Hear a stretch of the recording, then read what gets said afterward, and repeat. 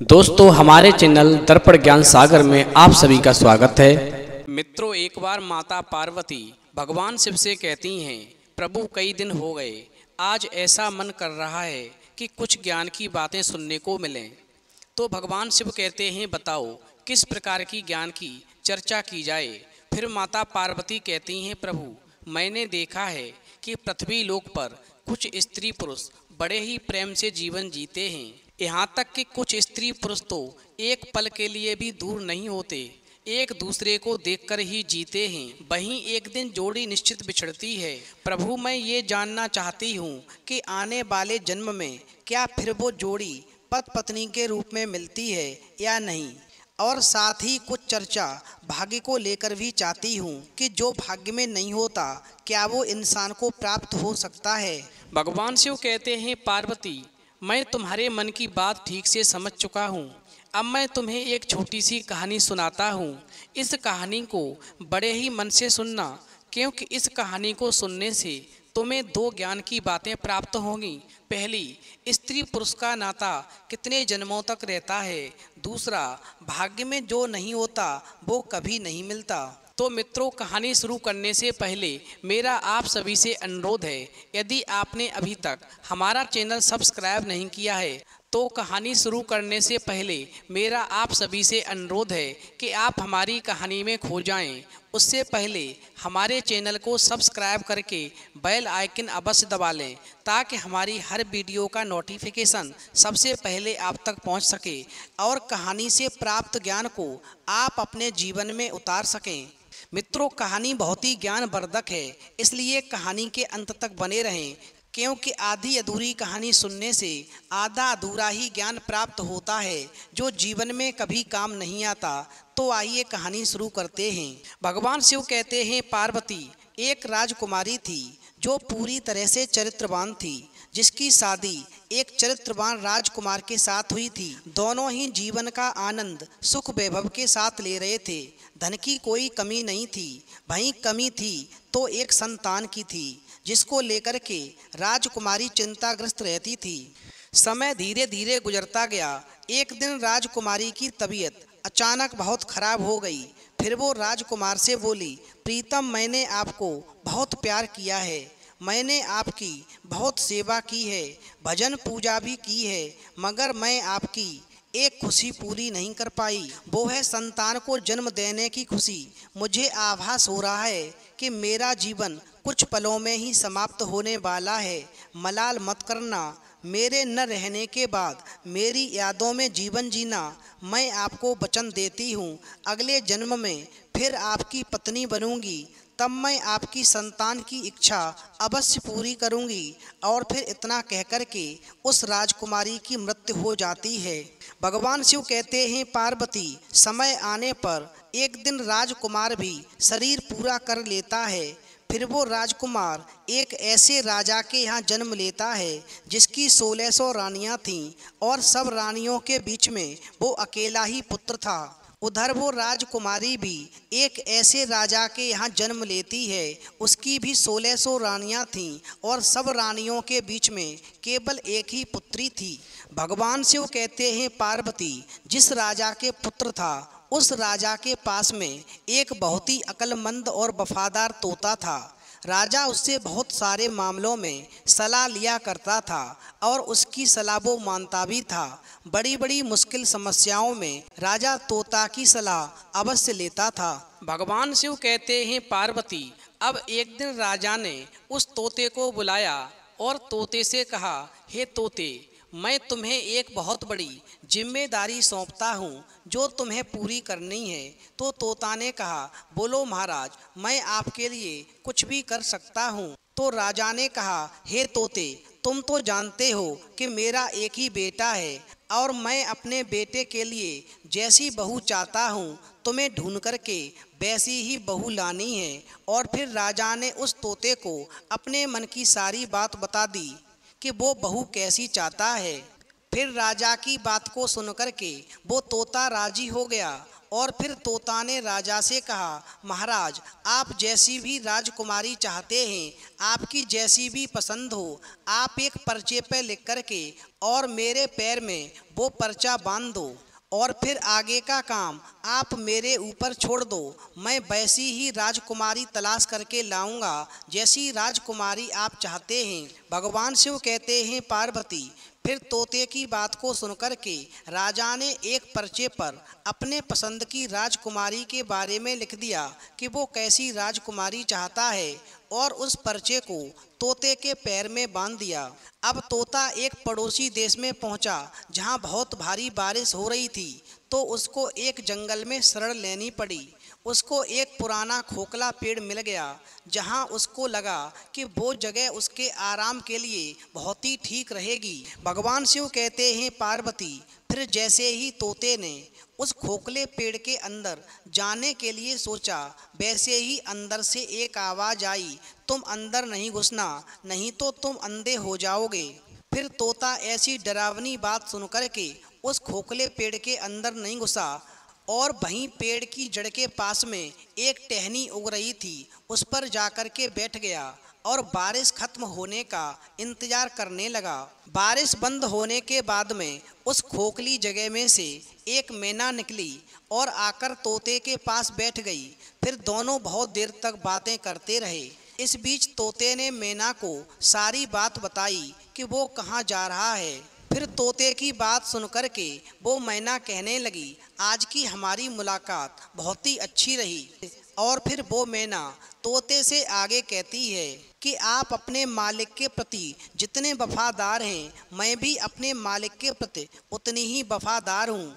आप अपने राजा के बेटे के लिए एक ऐसी राजकुमारी की तलाश कर रहे हैं जो उसके अंदर सभी गुण हों, तो मैं भी अपने राजा की बेटी यानी राजकुमारी के लिए ऐसे राजकुमार की तलाश में निकली हूँ जिसके अंदर सारे गुण हों।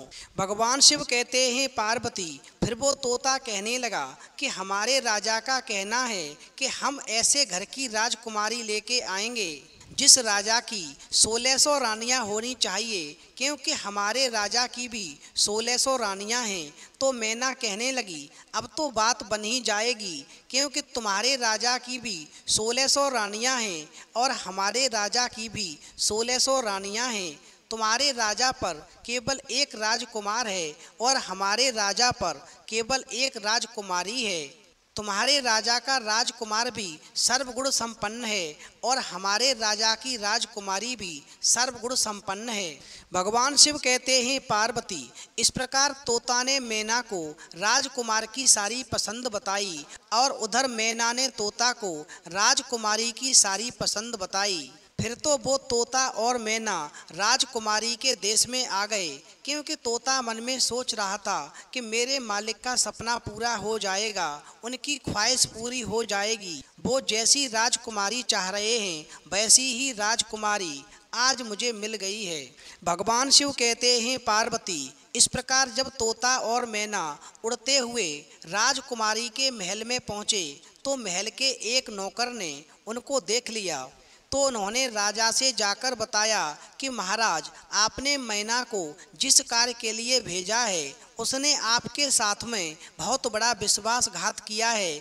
वो राजकुमार की तलाश में कहीं पर नहीं गई, वो तो एक तोते के साथ घूम रही है। मैंने तोते के साथ घूमता हुआ अपनी आँखों से देखा है और आपकी बात तो पूरी तरह से भूल गई है। आपकी आज्ञा का उसने उल्लंघन किया है। भगवान शिव कहते हैं, पार्वती, इस प्रकार राजा को क्रोध आ जाता है और वो तोता और मैना को दोनों को मारने का हुक्म देता है। भगवान शिव कहते हैं, पार्वती, जिस समय पर राजा ने तोता मैना को मारने की सजा सुनाई तो ये बात मैना को मालूम पड़ गई और मैना ने तोता से कहा, हम दोनों की जान यहाँ पर खतरे में है, जितनी जल्दी हो सके हम दोनों को यहाँ से कहीं दूर भाग जाना चाहिए। जल्दी से यहाँ से उड़ो, वरना दोनों बेमौत मारे जाएंगे। इससे पहले कि राजा के तीर हमको मारें, चलो हम यहाँ से कहीं दूर भाग चलें। और फिर ऐसा सोच कर के वो तोता और मैना वहाँ से बहुत दूर उड़ गए। भगवान शिव कहते हैं पार्वती, राजा के नौकर उनको मारने गए तो बहुत देर तक ढूंढने पर भी उनको ना पा सके, और फिर अपने आप को ये तसल्ली देते हुए वापस आ गए कि लगता है तोता मैना को शाही हुक्म का पता चल गया, इसलिए वे किसी सुरक्षित जगह पर चले गए। अब तोता और मैना ने कुछ दिन तक इंतजार किया ताकि लोग उस बात को भूल जाएं। फिर उसके बाद में वे वापस महल आए और आकर के तोता राजा के दाएं घुटने पर और मैना राजा के बाएं घुटने पर आकर के बैठ गए। फिर तोता मैना ने राजा से पूछा, आप हमको क्यों मारना चाह रहे थे? हम तो आपके वफादार हैं, आपके महल के नौकर हमसे जलते हैं, इसीलिए उन्होंने आपसे हमारी बुराई की। हम दोनों तोता और मैना बड़ी शान वाले उन राजाओं के नौकर हैं जो अक्लमंद भी हैं और अमीर भी हैं। हमने आपके साथ में हमेशा वफादारी की है। भगवान शिव कहते हैं पार्वती, अब तोता और मैना अपने मन की बात बताते हैं और कहते हैं कि दोनों राजाओं के यहाँ पर 1600 रानियाँ हैं। उनमें से एक के केवल एक बेटा है और दूसरे राजा के केवल एक बेटी है।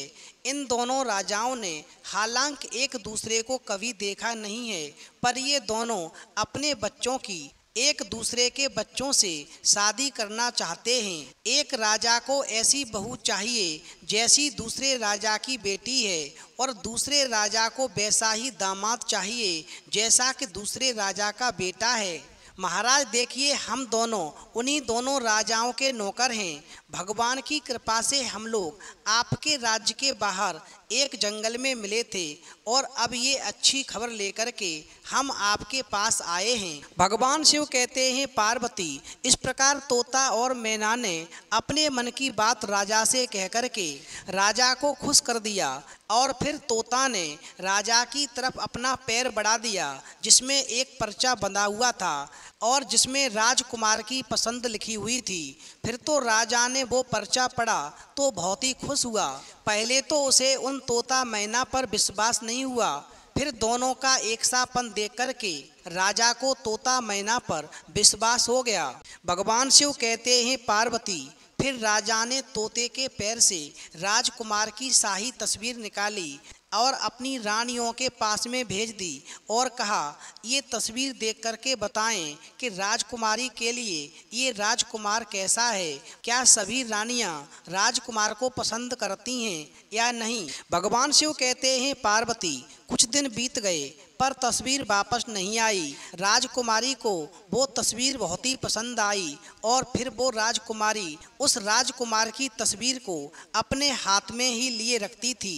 खैर कुछ दिनों के बाद में रानियों की तरफ से जवाब आया कि राजकुमार सबको पसंद है, अब उसकी शादी जल्दी ही हो जानी चाहिए, क्योंकि राजकुमारी तो राजकुमार को देखे बिना जी नहीं पा रही है। भगवान शिव कहते हैं पार्वती, जैसे ही ये जवाब राजा के पास पहुंचा तो राजा ने तोते को ये कह कर के वापस भेज दिया कि वो अपने मालिक से जाकर कहे कि राजकुमार की मनपसंद लड़की मिल गई है, वो 4 महीने के अंदर अंदर शादी के लिए हमारे पास आ जाएं।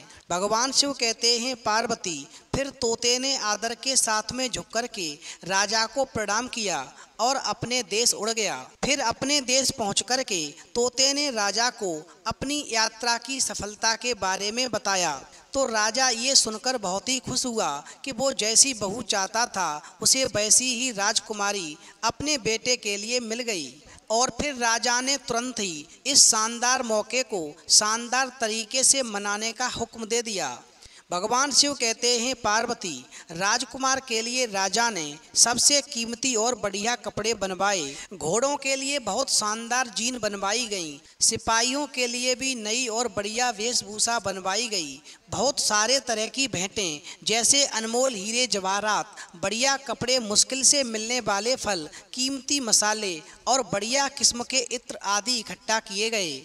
हर चीज को याद करके राजा ने इकट्ठा किया। भगवान शिव कहते हैं पार्वती, महीने जल्द ही गुजर गए, इतनी तैयारियों में समय कब निकल गया पता ही नहीं चला। पर अफसोस शादी के कुछ दिन पहले ही राजकुमार का पिता बीमार पड़ गया और वो मर गया। अब परिवार वालों के लिए ये एक बहुत ही बड़ा धक्का था। राजकुमार को अपना जाना टालना पड़ा, क्योंकि ऐसे समय पर शादी के लिए राजकुमार का जाना अपने पिता का अपमान करना दिखाता था। फिर जैसे ही राजकुमार के पिता की मौत का अफसोस का समय बीता, फिर राजकुमार तोते के साथ में राजकुमारी के साथ में शादी करने के लिए निकल पड़ा। उधर राजकुमारी का देश कोई ज़्यादा दूर नहीं था, इसलिए राजकुमार तोते के साथ में बहुत ही जल्दी पहुंच गया और फिर राजकुमार ने अपने डेरे राजकुमारी के महल के पास वाले बगीचे में डाल दिए। भगवान शिव कहते हैं, पार्वती, अगर राजकुमार उस बगीचे में न घुसा होता तो अच्छा होता, क्योंकि वहाँ उसका तोता मर गया। उस बगीचे के माली ने उस तोते को मार दिया, क्योंकि वो तोता एक खजूर पर बैठकर के खजूर को तोड़ रहा था और राजकुमार की तरफ उस खजूर को फेंक रहा था। ये बात माली को रास नहीं आई और तोते पर क्रोध किया और उसने तोते को मार दिया। भगवान शिव कहते हैं, पार्वती, फिर जैसे ही राजकुमार के ऊपर ये मुसीबत आई, उसके कुछ देर के बाद ही उसने सुना कि राजकुमारी के पिता ने अपनी बेटी की शादी उसके साथ करने से इनकार कर दिया, क्योंकि उसका पिता मर गया था। अब बगीचे में डेरा डालने के कुछ दिन बाद ही राजकुमारी बाहर सैर करने के लिए अपनी पालकी में जा रही थी, तो इत्तेफाक से उसी रास्ते से गुजरी जिस रास्ते पर वो बगीचा था। उसने बगीचे पर नज़र डाली तो वहाँ राजकुमार को देखा।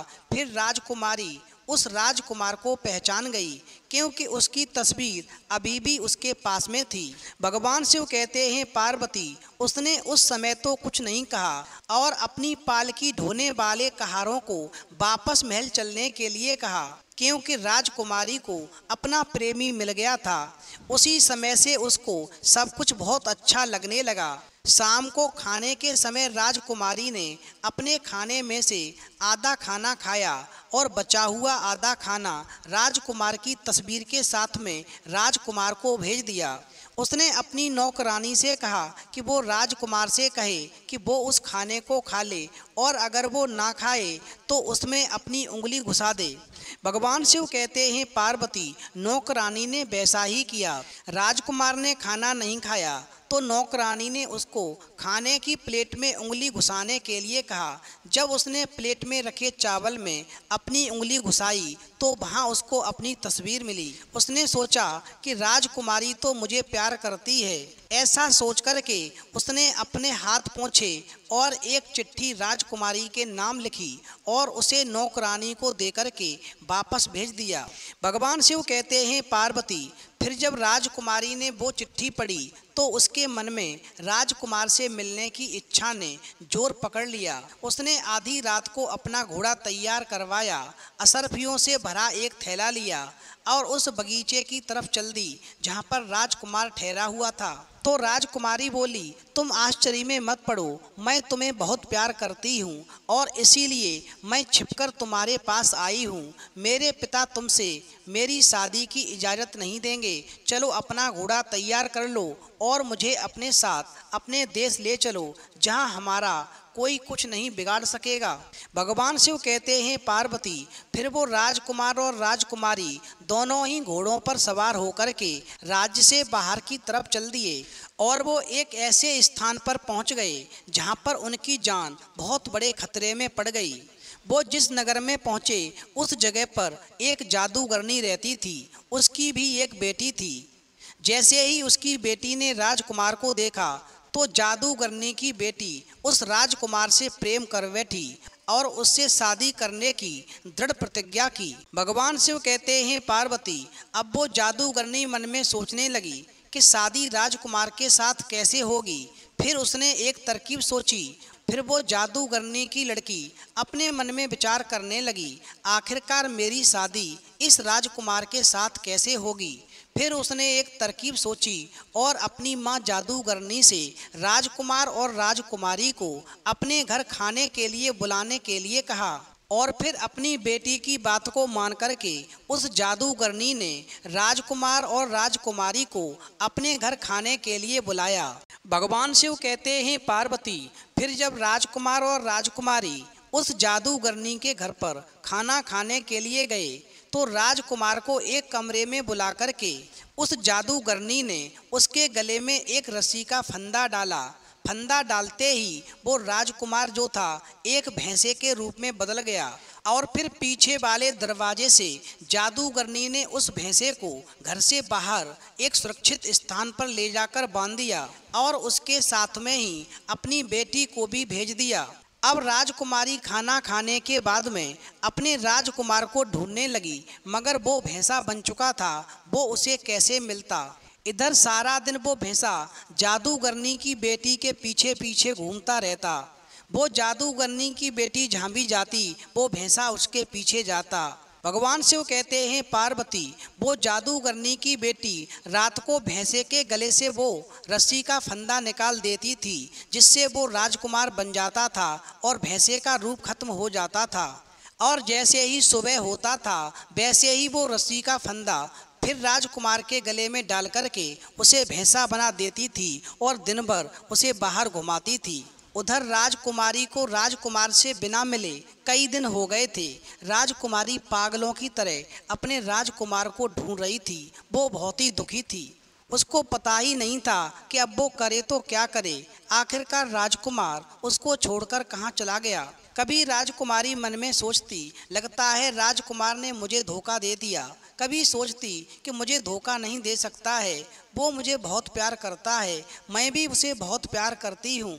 कहीं ऐसा तो नहीं किसी ने उसका कत्ल कर दिया हो। भगवान शिव कहते हैं पार्वती, फिर उस राजकुमारी ने एक आदमी का रूप रखा और उस देश के राजा के पास गई और उससे अपने मन की बात कही। उधर राजा राजकुमारी की शक्ल और सूरत और बोलने के ढंग से बहुत ही प्रभावित हुआ। फिर राजा ने अपने दरबार में उस राजकुमारी को कोतवाल के पद पर नियुक्त कर दिया। भगवान शिव कहते हैं पार्वती, जब वो राजकुमारी कोतवाल बन जाती है, क्योंकि कोतवाल बहुत सारे घरों में उसका आना जाना होता है, इसलिए उसे बहुत सारे घरों के भेद मालूम होते हैं।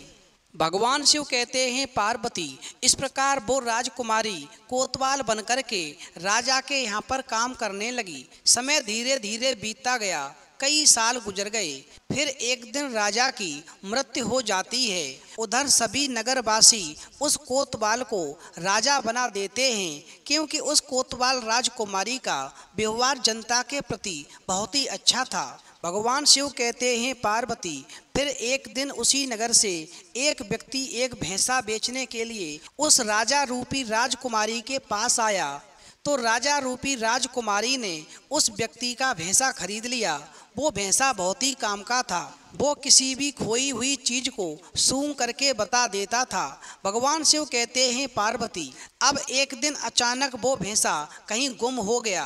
फिर तो राजा ने उस नगर में सूचना भिजवा दी कि इस नगर में जितने भी भैंसे हों सबको यहाँ पर इकट्ठा किया जाए। उधर ये सूचना उस जादूगरनी के पास भी पहुँची। अब सभी नगर के भैंसे राजा के सामने एकत्रित हुए, मगर उस जादूगरनी ने अपना भैंसा, जो कि एक राजकुमार था, उस राजा के दरबार में नहीं भेजा। फिर जब सैनिकों ने राजा रूपी राजकुमारी को जादूगरनी के द्वारा अपना भैंसा न भेजे जाने की बात बताई, तो राजा रूपी राजकुमारी एकदम से भड़क गई और उसने जादूगरनी सहित उस भैंसे को जबरदस्ती बुलवाया। उधर जैसे ही सैनिकों ने उस भैंसे के गले में पड़ी हुई रस्सी को जोर से खींचा, वैसे ही वो रस्सी उस भैंसे की गर्दन से निकल गई और रस्सी गर्दन से निकलते ही वो भैंसा जो था एक राजकुमार के रूप में परिवर्तित हो गया। फिर तो उस राजकुमारी रूपी राजा का सपना साकार हो गया और वो एकदम से उस राजकुमार के गले लग गई और उस जादूगरनी बुढ़िया को उस राजा रूपी राजकुमारी ने पकड़वा करके बंधवा दिया। फिर राजा रूपी राजकुमारी ने सभी नगर वासियों से कहा कि मुझे अपने राजकुमार से मिलने के लिए एक आदमी का रूप रखना पड़ा था। मैं एक औरत हूँ, इसलिए आज से आप सभी हमारे राजकुमार को अपना राजा और हमें अपनी रानी समझो। भगवान शिव कहते हैं, पार्वती, इस प्रकार सभी नगर वासियों में खुशी की लहर दौड़ पड़ी और उन्होंने उस राजकुमारी को रानी और उस राजकुमार को अपना राजा स्वीकार किया। अब इधर तो वो राजकुमार राजा बनता है और वो राजकुमारी रानी बनती है, और उधर उस जादूगरनी बुढ़िया को सूली पर चढ़ा दिया जाता है और उसकी बेटी राजकुमारी को हमेशा के लिए कैद में डलवा दिया जाता है, क्योंकि जो जादूगरनी की बेटी थी उसने पूर्व जन्म में अपने पति को झूठा दोष लगा करके एक राजा की कैद में डलवा दिया था। इसलिए इस जादूगरनी की बेटी को भी राजा की कैद का सामना करना पड़ा। भगवान शिव कहते हैं, पार्वती, फिर वो राजा और रानी बनकर के एक दिन घूमने के लिए जाते हैं और जब जंगल से होकर गुजरते हैं तो वो एक पेड़ के पास में आराम करने लगते हैं। वो पेड़ बरसों पुराना था। उस पर राजकुमार और राजकुमारी ने अपने पूर्व जन्म में एक प्रेम चिन्ह बनाया था जो पूरी तरह से सुरक्षित था। फिर तो उस राजकुमार और राजकुमारी की नज़र जैसे ही उस प्रेम चिन्ह पर पड़ती है तो एकदम से दोनों को अपनी पुराने जीवन की सारी गाथा याद आ जाती है। पुराने जीवन की, पुराने जन्म की सारी बातें याद आ जाती हैं और उनके जीवन में एक खुशी की लहर दौड़ जाती है। फिर वो राजकुमारी कहती है, मुझे सब कुछ याद आ गया। मैं आपको बहुत प्रेम करती थी, आप भी मुझे बहुत प्रेम करते थे। मैंने आपकी बहुत सेवा की थी। केवल मुझे एक ही मलाल था कि मैं आपकी खुशी के लिए एक संतान को जन्म नहीं दे सकी, लेकिन इस जन्म में फिर हम दोनों आकर के मिले हैं और पति पत्नी के रूप में मिले हैं, क्योंकि ये हमारा सच्चा प्रेम था। इसीलिए हम दोनों एक होकर के मिले और मुझे पूरा विश्वास है कि इस जन्म में ईश्वर हमारी टेर अवश्य सुनेगा और आपको संतान का सुख अवश्य मिलेगा। भगवान शिव कहते हैं, पार्वती, फिर समय धीरे धीरे गुजर जाता है और पूर्व जन्म के जो भी भोग भाग थे वो उसी जन्म में पूरे हो जाते हैं और फिर वो राजकुमारी गर्भ धारण करती है और समय आने पर एक सुंदर से पुत्र को जन्म देती है। इस प्रकार एक पत्नी अगले जन्म में आकर के अपने पति को भी प्राप्त करती है और पति की खुशी के लिए एक पुत्र रत्न को भी जन्म देती है। भगवान शिव कहते हैं, पार्वती, इस कहानी से पहली ज्ञान की बात ये प्राप्त हुई कि यदि स्त्री पुरुष आपस में सच्चा प्रेम करते हैं और आपस में तनिक भी विरोधाभास नहीं होता, ऐसे पति पत्नी का रिश्ता जन्म जन्मांतर का होता है। वहीं अगर स्त्री पुरुष को धोखा देती है तो उसे भी धोखा मिलता है, और यदि पुरुष स्त्री को धोखा देता है तो पुरुष को भी धोखा मिलता है। इसलिए पति पत्नी का रिश्ता अटूट विश्वास का होता है। इसलिए एक दूसरे के साथ विश्वास बनाए रखना चाहिए, और जो स्त्री पुरुष विश्वास की डोर मजबूत रखते हैं वो हर जन्म में पति पत्नी के रूप में मिलते हैं और उनकी पूर्व जन्म की शेष रही इच्छा भी भाग्य की देवी पूरी करती है। जिस प्रकार राजकुमारी को अपने अगले जन्म में वही राजकुमार पति के रूप में मिला और उसकी शेष रही इच्छा जो संतान की प्राप्ति की थी, फिर उसे अगले जन्म में संतान का सुख भी मिला। भगवान शिव कहते हैं, पार्वती, अब इस कहानी से दूसरी ज्ञान की बात ये प्राप्त हुई कि भाग्य में जो नहीं होता वो कभी नहीं मिलता, क्योंकि जादूगरनी की बेटी का चरित्र ठीक नहीं था। वो अपनी जादुई शक्ति के बल पर राजकुमार को हासिल करना चाहती थी, जो कि राजकुमार उसके भाग्य में नहीं था। इसलिए वो उस राजकुमार को हासिल नहीं कर सकी, क्योंकि जो भाग्य में नहीं होता वो कभी नहीं मिलता। राजकुमार केवल उस राजकुमारी के भाग्य में था, इसलिए पुनः इतनी सारी मुश्किलें झेलने के बाद भी उस राजकुमारी को उसके पूर्व जन्म का पति राजकुमार इस जन्म में भी वही राजकुमार पति के रूप में प्राप्त हुआ। अब भगवान शिव कहते हैं, पार्वती, पति पत्नी का रिश्ता जन्म जन्मांतर का होता है, इसलिए इस रिश्ते में हर पति पत्नी को विश्वास बनाए रखना चाहिए और पूरी तरह से एक दूसरे के प्रति चरित्रवान रहना चाहिए और जो चीज़ भाग्य में नहीं होती वो चाहे कितना भी प्रयास कर लो वो प्राप्त नहीं होती। इसलिए गलत रास्ता अख्तियार करके कभी भी प्रयास नहीं करना चाहिए, अन्यथा इसके गलत परिणाम भुगतने को मिलते हैं। जैसे कि उस जादूगरनी की बेटी को हमेशा के लिए राजा ने कैद में डलवा दिया और उसका सारा जीवन उस कैद में ही गुजर गया। तो मित्रों, यदि आपको कहानी पसंद आई हो तो प्लीज़ आप हमारे चैनल को सब्सक्राइब अवश्य करें और भगवान शिव और पार्वती के लिए एक लाइक करना न भूलें।